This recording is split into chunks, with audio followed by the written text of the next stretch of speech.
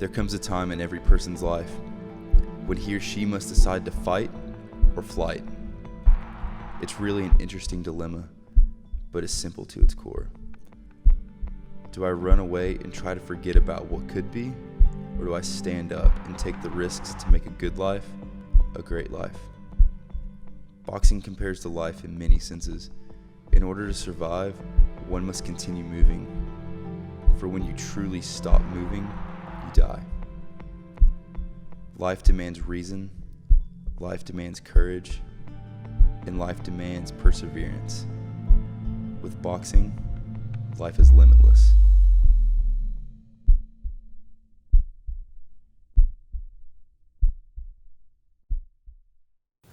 My name is Logan Pederson. I'm 23 years old and I'm from Chicago, Illinois.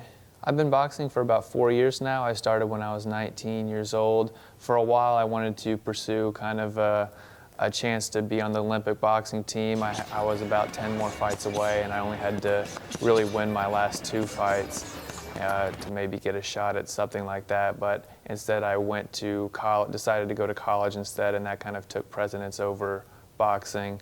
I've tried to quit boxing several times, but it's not something that you can quit very easily. The passion is always still kind of in there.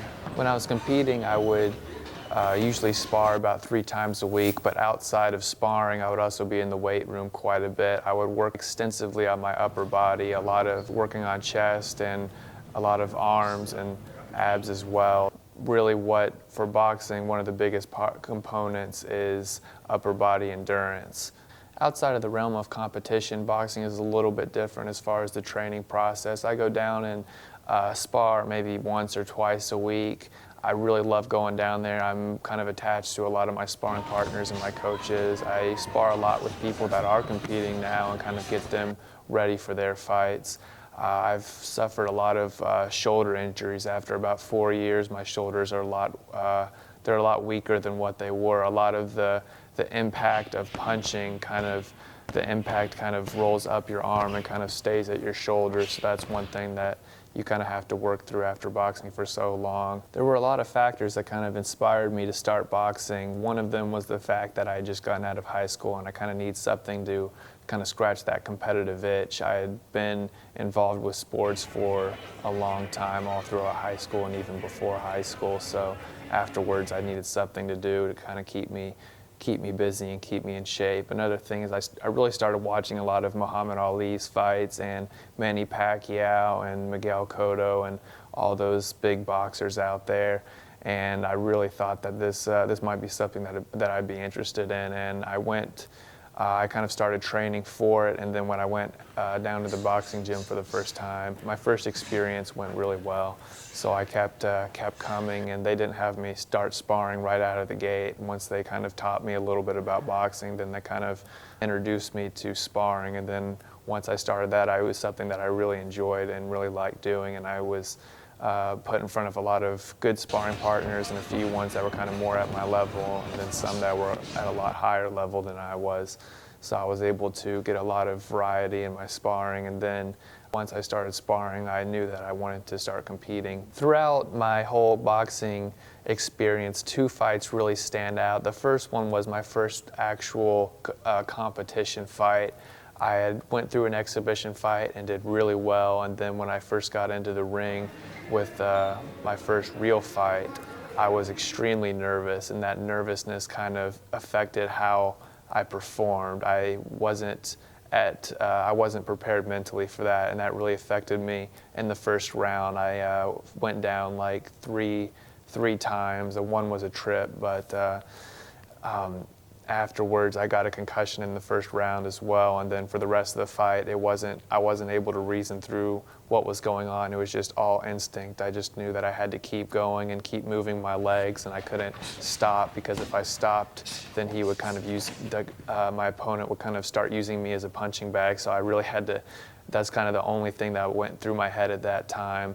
And I remember the next day I was sore and my neck was sore, and right after the fight my coach had put he put a ice pack on my neck, and that's all I remember from that night. I don't remember my gloves being taken off. I don't remember my wraps being undone on my hands. I don't even remember driving home that much with that concussion. One other memorable experience I had was a couple years ago. I was fighting a guy that had been there for years and years and years, and it was supposed to be just kind of a light sparring match, and he was going to kind of teach me some stuff, but he kind of accidentally headbutted me. I don't know how accidental it was or not, but I threw a hook and he went under my hook, and then he came up and kind of headbutted me in the nose, and my nose actually broke at that point, and there was a lot of blood involved. And I remember finishing out the round, but for the first half of that round, I was really offensive, and I wasn't too afraid of getting hurt because I knew it wasn't something, it was just kind of a learning experience. He was kind of showing me some stuff, but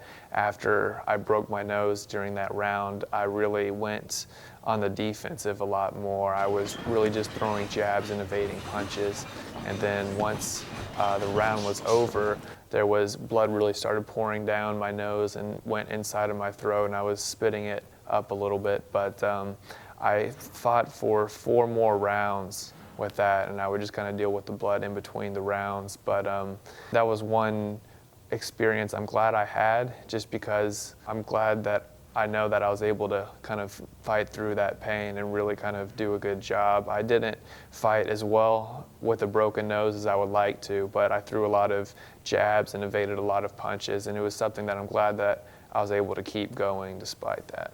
In the sport of boxing, there's always going to be injuries to some extent. I've had multiple injuries with my broken nose and a concussion. I've had lots of chest bruises and things like that, a lot of bruises to my arms as well. I've had one time where a fighter would just kept punching me in the arm to kind of wear out my arm. But one thing that in the moment when you really get injured during a round or a fight, I really kind of, to some extent it's good and to some extent it's bad. When you first get into the ring, you're kind of a lot more hesitant, but once you really get hit for the first time, that hesitancy kind of dissipates or goes away, and then after you've been hit that first time, you really kind of you're not afraid to get hit again. That's one good quality of it. A bad quality is certain injuries kind of hinder your ability to fight at your best.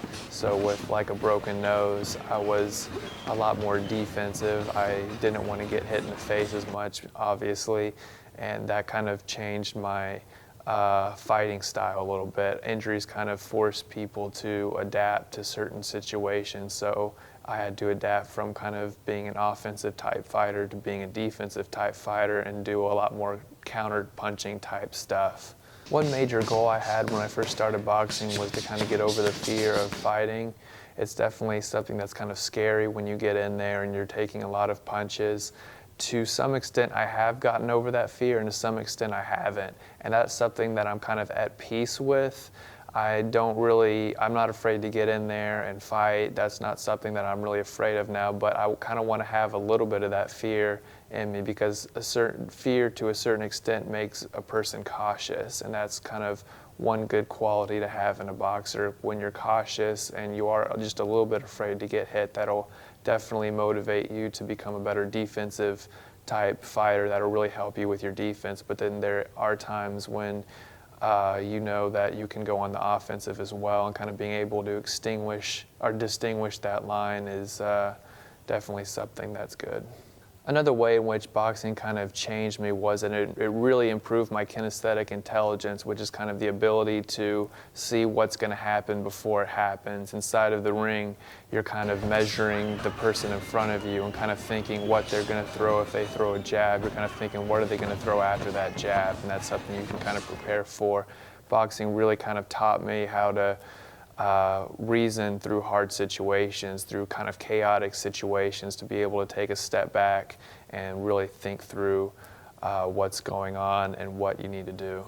In my experience, losing has been a lot more impactful than winning. Losing kind of changes you a little bit and definitely makes you a little bit more humble, and then at the same time it gives you kind of a drive to do a lot better than what you were doing. If I had won the first fight, then I wouldn't have trained as hard for the second. And if I had not trained as hard for the second fight, then I don't believe that I would have won that second fight.